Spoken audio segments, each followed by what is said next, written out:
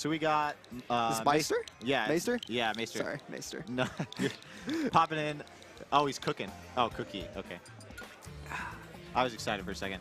I was watching him warm up. It makes sense too, because the Yeah, exactly. That's why I was hyped. I play a decent amount of Game & Watch just because I think he's like hilarious. Yeah, so you played him last game too, right? Yeah. Yeah. Part of it is like the lawyer thing with the Judge Hammer. I just like spam Judge Hammer, which is a very basic, casual Game & Watch thing to say. But I was watching Maister warm up with Yeti, and like his combos are just ridiculous. Oh yeah, no. People sleep on this character because nobody plays him, but his damage output, just like in Smash 4, is still ridiculous. No, it is. And like, up B might, like, it's in the conversation for the best die to shield option in the game. It's insane. Especially because it combos. Yeah. You can get like up B into up air and stuff, and plenty of other ways. It's relatively safe because you can still act out of it too. So like there are things he can do to mix up if he doesn't even land it. Yeah, and it's insanely fast, and like you mentioned, like fire into up airs, that's gonna kill you. Yep. Saying against Cloud, this will be something that's interesting because Game & Watch really kind of thrives with edge guarding, and Cloud, one of the characters, a little more susceptible to it. And with that being even more valued in this game than the last, it'll be interesting to see how much Maister can get done off stage. Yeah, so we got TastyJawn against Maister. TastyJawn is an Evansville guy. Okay. He's part of Afterburner Esports, the team that Gio runs. He was a Falco for most of Smash 4, and then he switched to Cloud late on. Okay. So he does have the Cloud background. And Cloud did really well against Game & Watch, most thought, in Smash 4. Just because like you got a big sword to keep him out and you kill pretty early. But it's going to be interesting to see kind of how this plays out with all the Game & Watch changes and with some of the changes to Cloud's mechanics. Cloud's still really, really good, though. Yeah, you don't see as much representation of him, but he really still has a lot of good tools, especially Fair now. Fair and up out of shield are two things that are pretty changed from Smash 4, but are still really, really good. Yeah, that Fair just like true combos into like non-limit cross slash early on. It's just like, oh, it's just a cool 30%. Yes, Fair and back air does. Yeah. It's just wild. But Maister being really, really smart with his out of shield options here. He's ledge driving with that Chef. And that combos into like everything. He gets Chef down air and just spike you and kill you at like 30. Ooh, and the uppy? That's going to be TastyJawn's stop. He did manage to get 91% on Maister though, so and Game & Watch obviously pretty light character. Yep, say one of the lighter characters in the cast, and Cloud no stranger to killing people early regardless. So. Definitely not.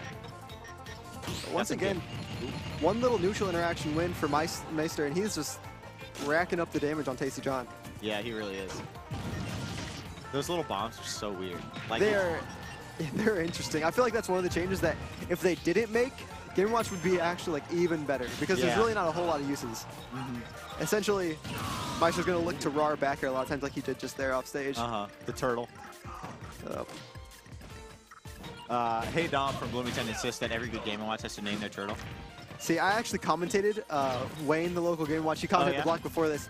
I commentated one of his sets at Full Bloom last year with Dom, and we talked about his turtle for like a solid 30 seconds at least. Yeah, Dom's all about the turtles. You got down throw fire combos into down air. John cannot land or breathe right now. Yes, Maister doing a good job of just taking this momentum and just straight up running with it, with the down smash to forward smash. More of those berry mechanics that are so prevalent in Ultimate. Yep. But it's a move that for sure makes sense for it, and then like gives you enough time to get a nice little hard punish. Exactly. So TastyJawn started off keeping it real even, but Maister, after taking the first stock, really just kind of ran away with his lead. Yeah, he did. I think he took about 30% or so after taking TastyJawn's first stock. Yeah, it was like 91% on the first stock, and then after that, he's like, I'm just not going to get hit anymore. Yep. Not feeling it. TastyJawn going to go back to that Falco as you were speaking on earlier. A lot of people think Falco's better in this game. There are some others that think he's about the same placement. People just got excited. See, I actually think there are a lot of characters in this game that are, like, they got a lot of quality of life changes compared to Smash 4, but their overall weaknesses of why they aren't that good kind of stay the same. I think by that definition, Falco's definitely one of those characters. Like, remember the first couple weeks people were talking about Puff being so good because she has like some crazy combos now, but she's still Puff in neutral. Yeah. You know, so it's like the odds that you get them against some really good characters is still pretty hard. See Chef into the forward tilt.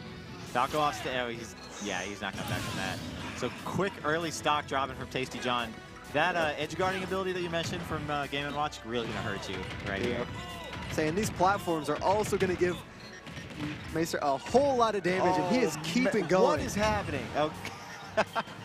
He's getting one hit, and he says, I want one stock. Yeah. I mean, he got, what, 4 nairs into an up air, into another nair, into a down air? And he also got an up B somewhere in there, I remember. And the drag down nair into the down tilt, better watch your DI or you're losing that one. I love Game & Watch's animations in this game, too. Yeah, so much character.